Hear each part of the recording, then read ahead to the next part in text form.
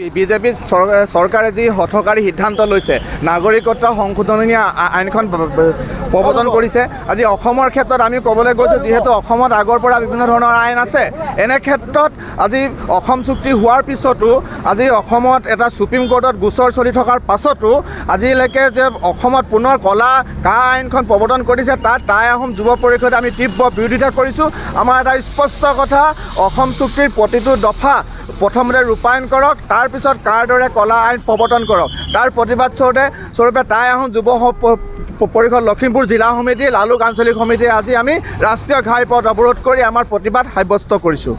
BJP চৰকাৰে যি হঠকাৰী সিদ্ধান্ত লৈছে নাগৰিকত্ব সংশোধনী আইনখন প্ৰৱৰ্তন কৰিছে। আজি অসমৰ ক্ষেত্ৰত আমি ক'বলৈ গৈছোঁ, যিহেতু অসমত আগৰ পৰা বিভিন্ন ধৰণৰ আইন আছে, এনে ক্ষেত্ৰত আজি অসম চুক্তি হোৱাৰ পিছতো আজি অসমত এটা সুপ্ৰিম কোৰ্টত গোচৰ চলি থকাৰ পাছতো আজিলৈকে যে অসমত পুনৰ ক'লা আইনখন প্ৰৱৰ্তন কৰিছে, তাত টাই আহোম যুৱ পৰিষদে আমি তীব্ৰ বিৰোধিতা কৰিছোঁ।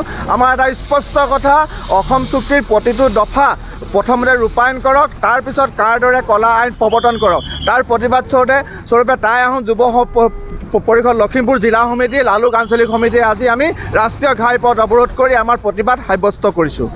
বিজেপি চৰকাৰে যি হঠকাৰী সিদ্ধান্ত লৈছে নাগৰিকত্ব সংশোধনী আইনখন প্ৰৱৰ্তন কৰিছে। আজি অসমৰ ক্ষেত্ৰত আমি ক'বলৈ গৈছোঁ, যিহেতু অসমত আগৰ পৰা বিভিন্ন ধৰণৰ আইন আছে, এনে ক্ষেত্ৰত আজি অসম চুক্তি হোৱাৰ পিছতো আজি অসমত এটা সুপ্ৰিম কোৰ্টত গোচৰ চলি থকাৰ পাছতো আজিলৈকে যে অসমত পুনৰ ক'লা আইনখন প্ৰৱৰ্তন কৰিছে, তাত টাই আহোম যুৱ পৰিষদে আমি তীব্ৰ বিৰোধিতা কৰিছোঁ।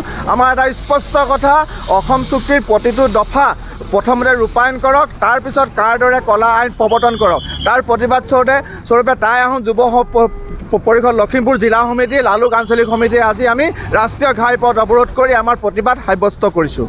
বিজেপি চৰকাৰে যি হঠকাৰী সিদ্ধান্ত লৈছে নাগৰিকত্ব সংশোধনী আইনখন প্ৰৱৰ্তন কৰিছে। আজি অসমৰ ক্ষেত্ৰত আমি ক'বলৈ গৈছোঁ, যিহেতু অসমত আগৰ পৰা বিভিন্ন ধৰণৰ আইন আছে, এনে ক্ষেত্ৰত আজি অসম চুক্তি হোৱাৰ পিছতো আজি অসমত এটা সুপ্ৰিম কোৰ্টত গোচৰ চলি থকাৰ পাছতো আজিলৈকে যে অসমত পুনৰ ক'লা আইনখন প্ৰৱৰ্তন কৰিছে, তাত টাই আহোম যুৱ পৰিষদে আমি তীব্ৰ বিৰোধিতা কৰিছোঁ।